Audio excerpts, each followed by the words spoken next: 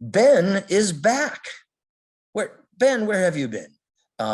We are very, very eager to hear from you this morning. You are talking about faith in relaxation.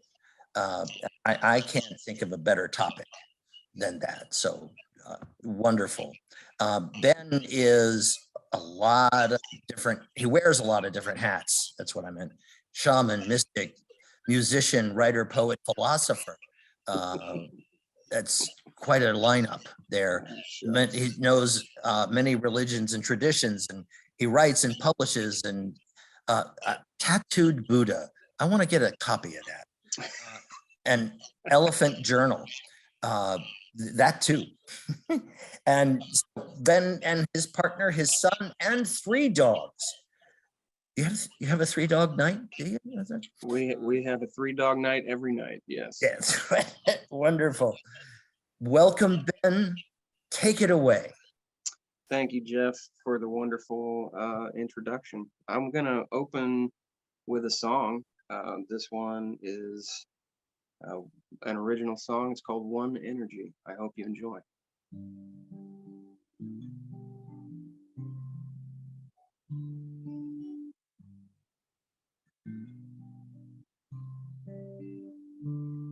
Sometimes I sit and watch the sun as it sinks in the west, and I feel the seasons turning in the center of my chest, and I know it's all connected, though it's so hard to explain.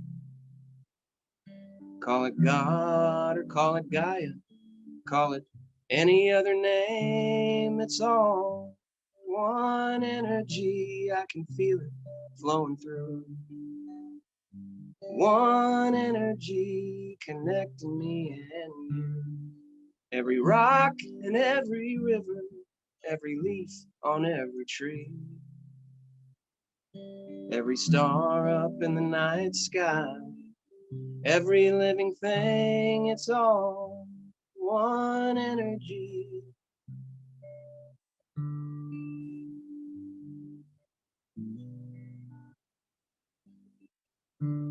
A little spark can light your campfire, keep you warm, cook your meals. It can also start a wildfire in the California hills. Creation and destruction are 2 sides of one coin. As someone breathes his dying breath, another's being born. It's all one energy. I can feel it flowing through. One energy connecting me and you. Every rock and every river, every leaf on every tree, every star up in the night sky, every living thing, it's all one energy.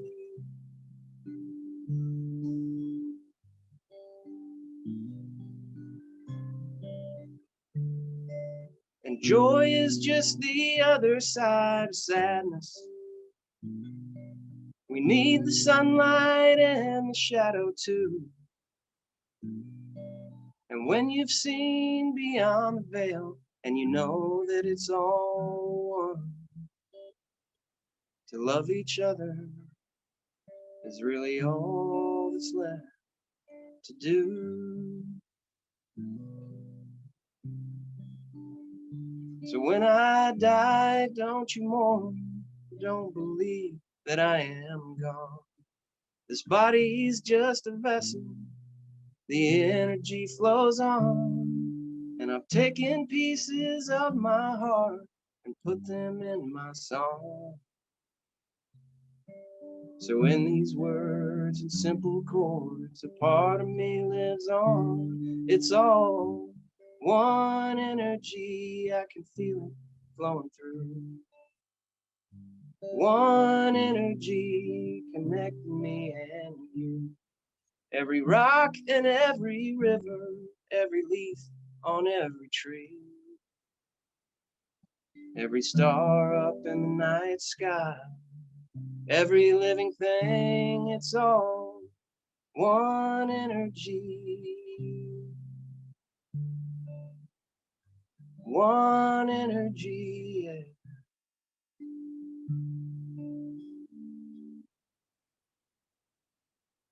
Yeah.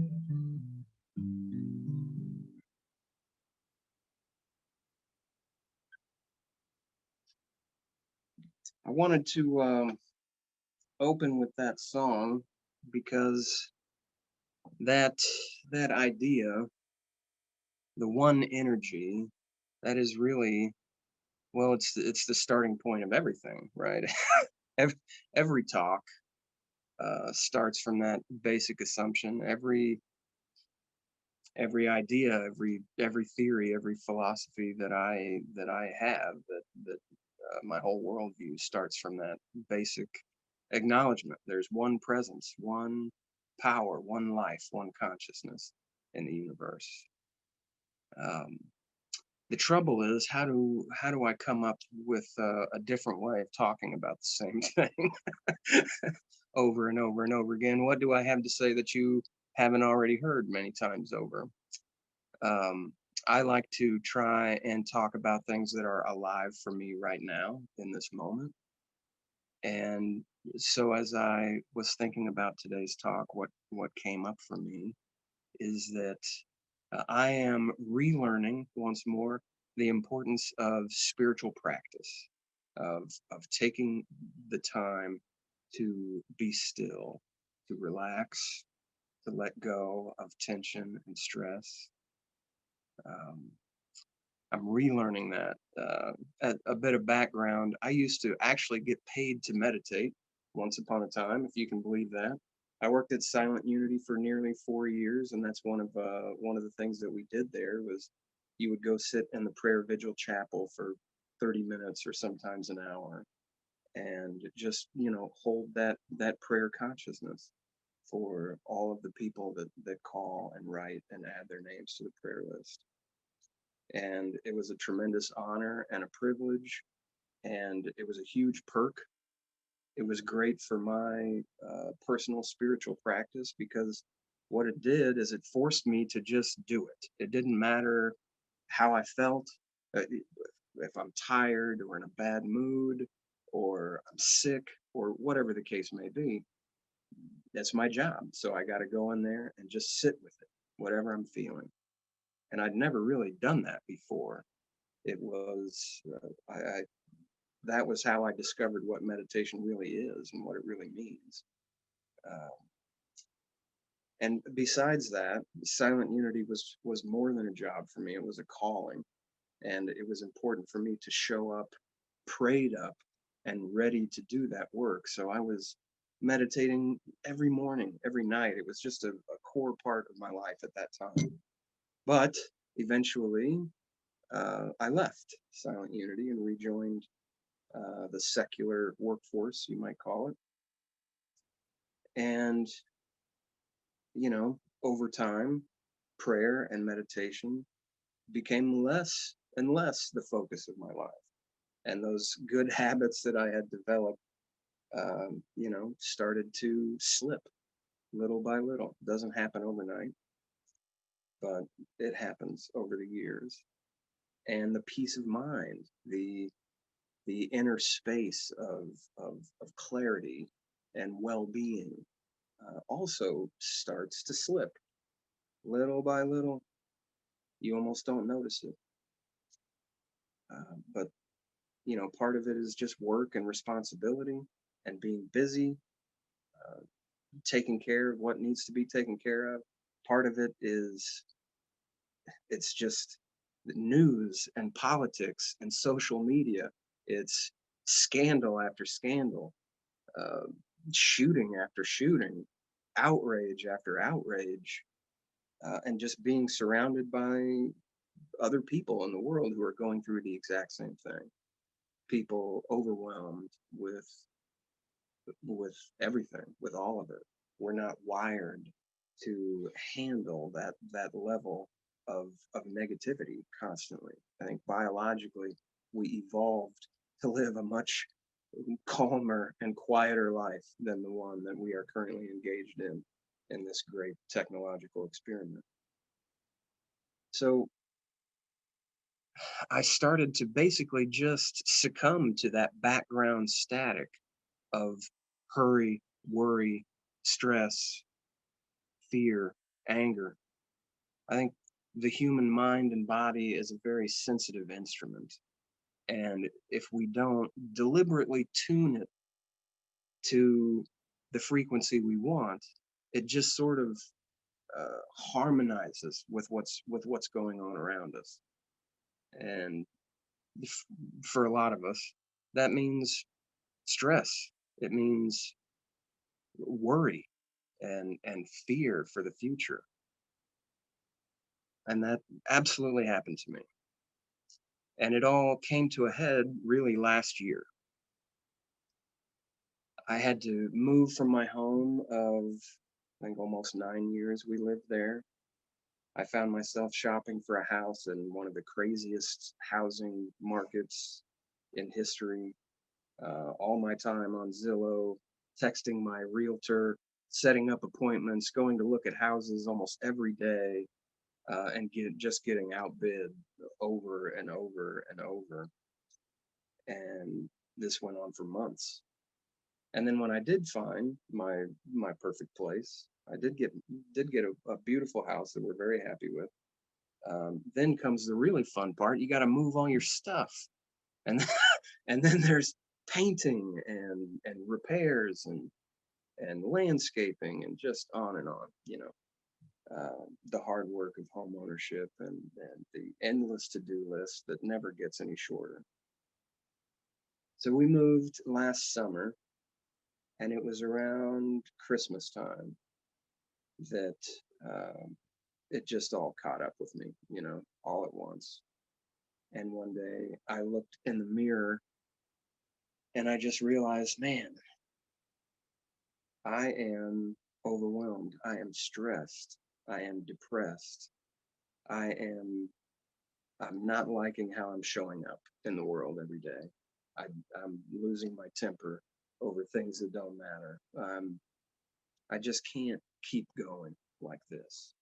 And I knew in my heart, in my bones, that I needed to get back to the essentials. I needed to get back to my good habits and my prayer practice.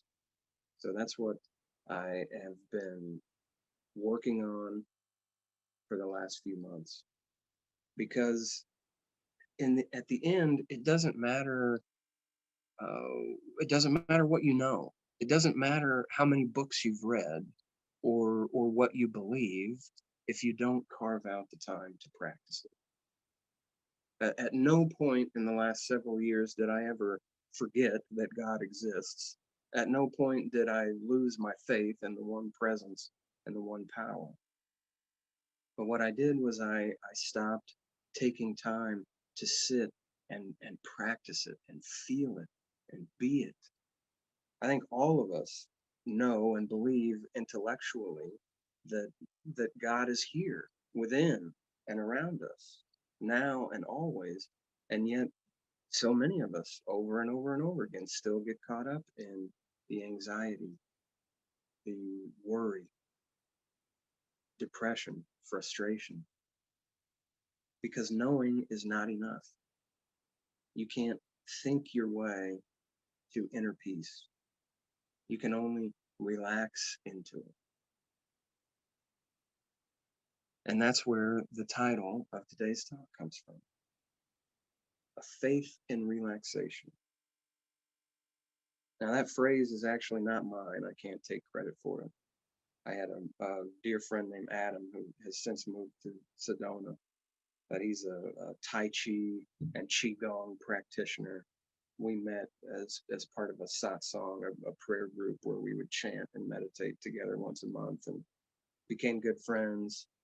And we were talking one night about life and spirituality and everything, and he summed up everything that he had learned and was learning from his teacher, the whole practice of Tai Chi and Qigong. He summed it up with that phrase. It's like a faith in relaxation. And that phrase has come back to me over and over and over again through the years, as much as anything that I've read in any book or scripture. It has been a powerful teaching for me, and I'll break down why. Um, God, Spirit, the Beloved, the universe, whatever word you want to use, is the one life, the one consciousness. It is the soul of me and you and you and you and all of us. It lives within us, our deepest self, what we cannot witness because it is actually what is doing the witnessing. Incidentally, I prefer the term deeper self to higher self. Higher self kind of makes it sound like it's up here somewhere, it's out there, sort of out of reach. I hope it comes and helps me. Deeper self is what it feels like to me. It's always here, inside. And so a faith in relaxation is a faith in that deeper intelligence that is within me, within all of us. It is a feeling. I love the phrase that came up in prayer this morning, beyond thought, because relaxation is not an idea. It is a feeling. It gets me out of my head and into my body. And that's where the magic happens. And God, Spirit, shows up in me, through me, as me, best and most completely when I am relaxed. When I'm relaxed, that's when I am in touch with my intuition, my spontaneity, my instinct, my creativity. When I am stressed or anxious or uptight, when I feel that tension in my body, it is literally a restriction of the flow. And I don't believe we can ever be cut off from source, but we do resist and we restrict and we withdraw and we close up. And that feels in the body like tension, stress. Again, it's not an idea. You can check in with yourself right now and feel tension in your shoulders, in your neck, in your back, your hips, your legs, wherever it is. So it's like a compass that shows you where you need to relax. And it, once again, it gets me out of my head. When I intend to relax, I'm no longer caught up in thinking, in ideas. It brings my awareness into my body. It slows my breathing, slows my heartbeat, starts to release that tension, the stress. I'm opening up to the flow of spirit that is always here, always ready to come through and show up as me. Relaxation is how I say yes to spirit. Relaxation is it is surrender. It is faith. Because if I'm afraid, that's when I tense up. If I'm relaxed, now I am one with this moment. I'm not resisting. I'm not afraid. I'm accepting what is and what's happening without restricting the flow. And that is where the magic happens. That's when I show up as my best self. That's when I'm creative, courageous, compassionate. That's when I'm responding in a way that is loving and kind, and not reacting in a way that is, less than that. So many times when we're reacting from a place of, frankly, anger, frustration, disbelief. But when I'm relaxed, I can do better. When I'm relaxed and present in this moment, I can respond with loving kindness. I can respond with creativity and compassion. And that's where I think we want to live, all of us. A few other points I want to make. When I say relaxation is a feeling, that means not an emotion, but a physical sensation. Important distinction, because so many emotions cause us to tighten up. We associate anger and fear, etc., with that tension in the body, but they're not the same. You can feel your anger and relax into it. You can feel your fear, your anxiety, and open up to it. You can go into the body and feel the tension and notice it and release it. You're not resisting the emotion. You're just in the body, relaxing, opening, allowing the emotion to flow. You're leaning into it, embracing it, allowing and accepting it so that it can be processed, so that it can move through you and you don't get stuck in it. That tension, that restriction is what gets us caught in the emotion. And then that all that cortisol's building up in the body, we the overthinking goes on, you get your mind in the loop, and it drags on longer than it needs to be.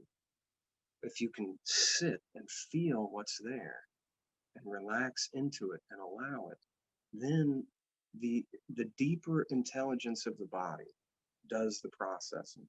The cortisol get can be released, can be processed, it can flow through.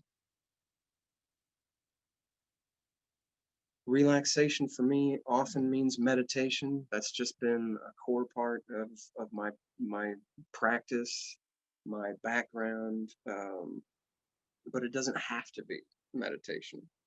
Um, at my old house, we were surrounded by woods and fields, and one of my favorite things to do was to take my dog for a walk. We could just head out our front door and get lost in the woods for an hour or two, and that was magical for me.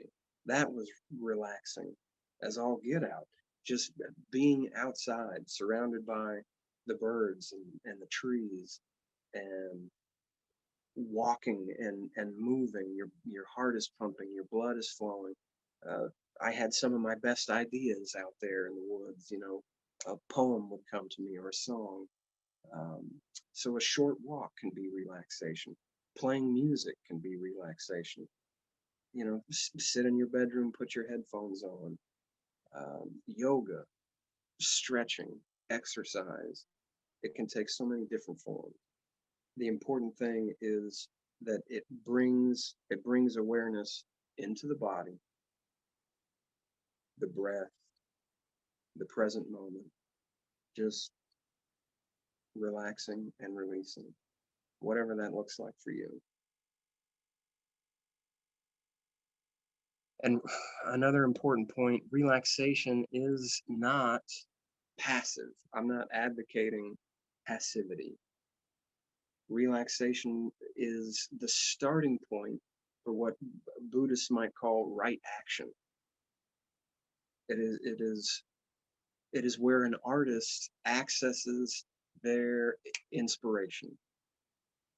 It is how we connect with source inside, that is our reserve of energy, wisdom, guidance.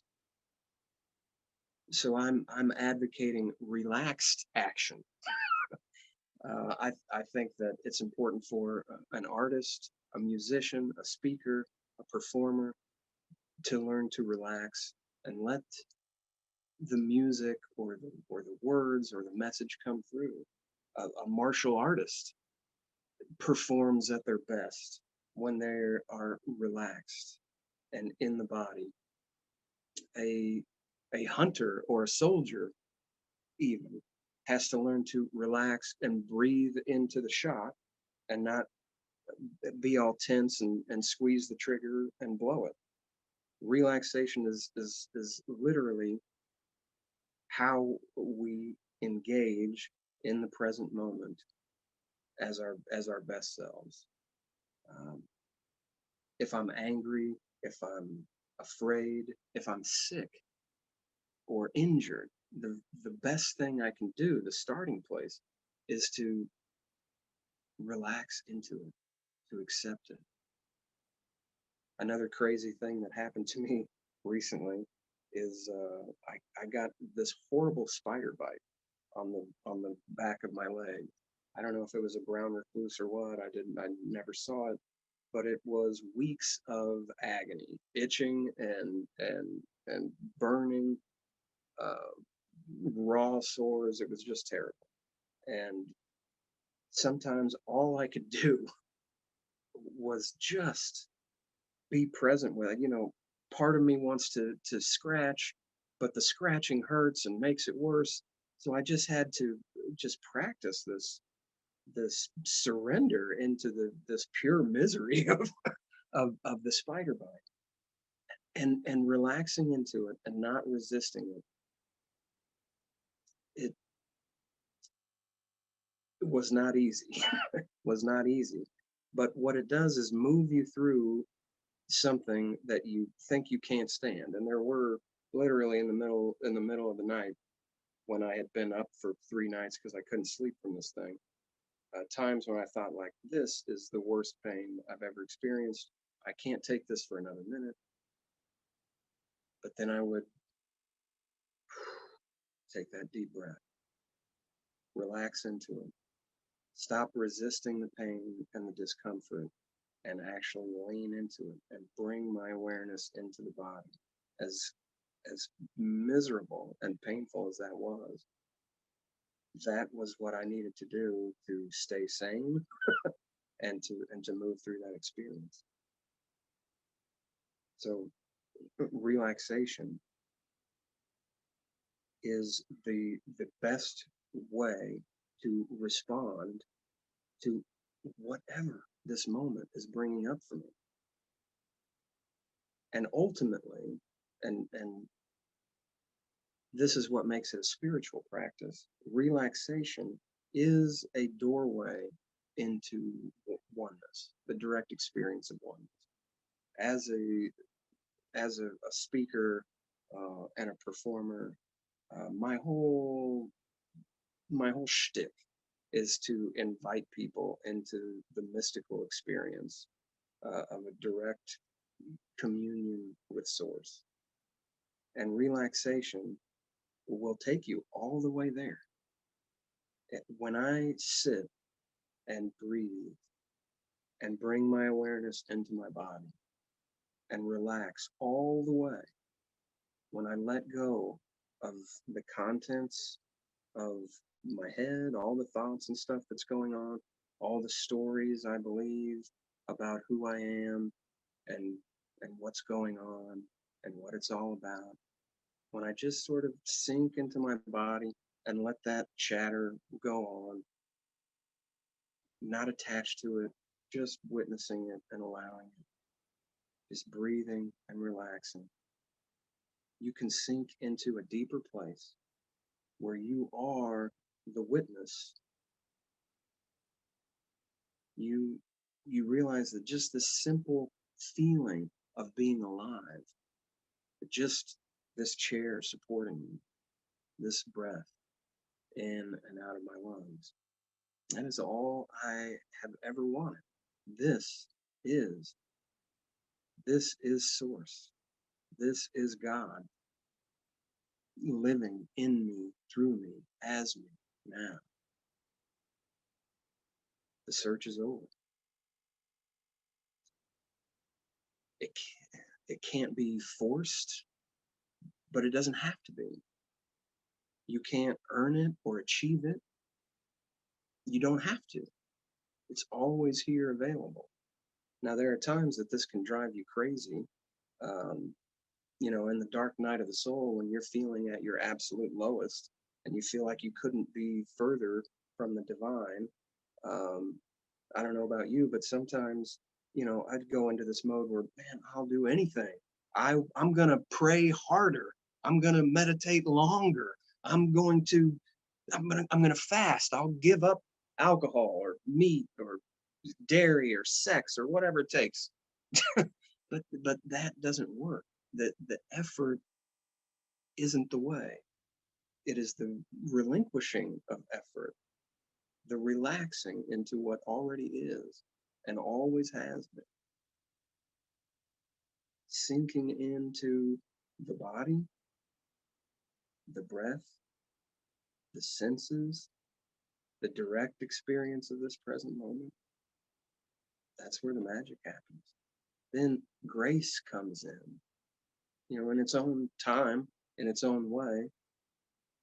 But the the spark happens, the fire is lit, and suddenly you just experience that direct connection, that felt knowing that I am one with all that is, and all is well. On that note, I'd like to invite you to join me in meditation. If you're comfortable, close your eyes.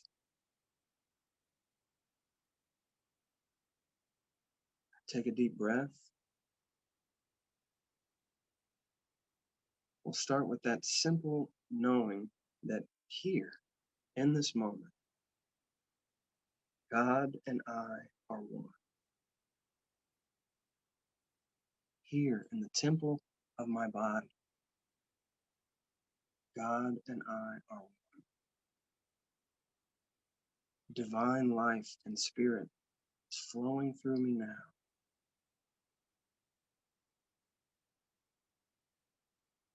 As you bring your awareness into the body, just notice any place where you're tense. Make little adjustments if you need to.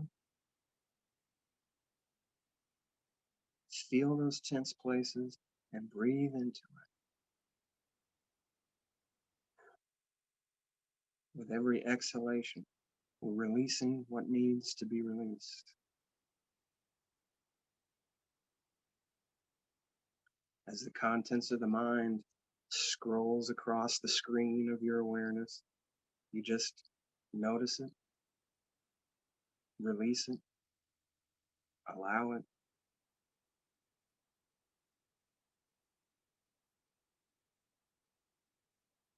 and bring the attention back to the breath, to the body.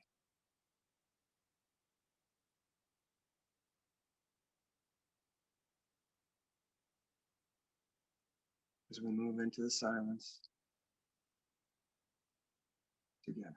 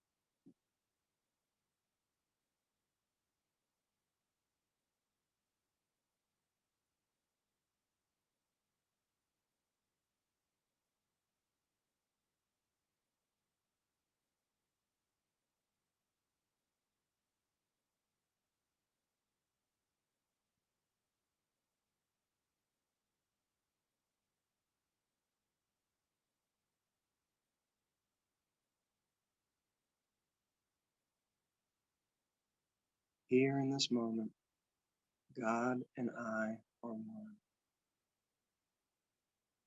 in the temple of my body. God and I are one.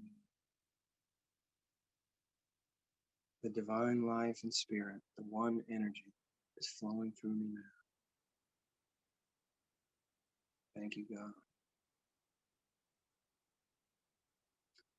As you feel comfortable, go ahead and open your eyes. And I'm going to play a little song for you. This one's called Letting Go.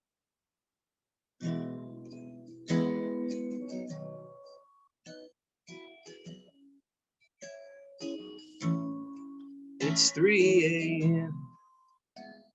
and I should be sleeping, but my mind's on loop. It just keeps on repeating. I'm caught up in worry like a fish in a net. Somehow I've got to get out of my head.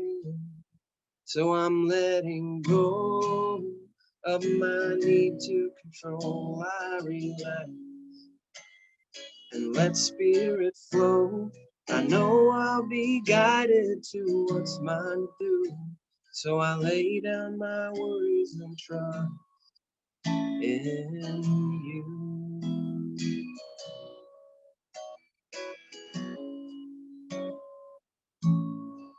I've got a vision of what life can be, so much different than the life that I lead. Hard to see how to get there from here, but I believe you will make the way clear.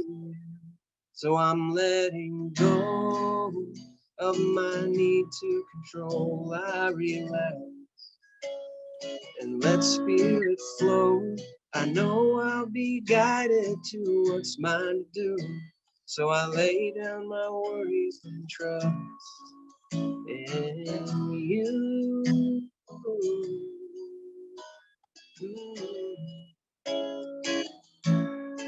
I'm letting go.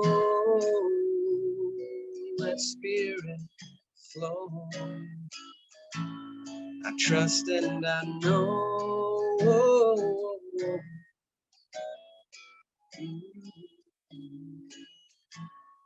So I'm letting go.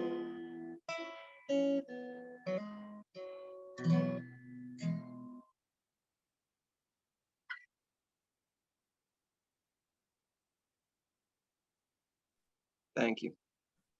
Ben, thank you. Wow. I love how the songs fit so neatly into what you're talking about, how opposites work on us in ways that that I think we're not often aware of to the degree that you're talking about. And when we get aware, then you can relax into it. You said you didn't name that emotion, and that almost starts the process. Mm-hmm. So thanks. That was great.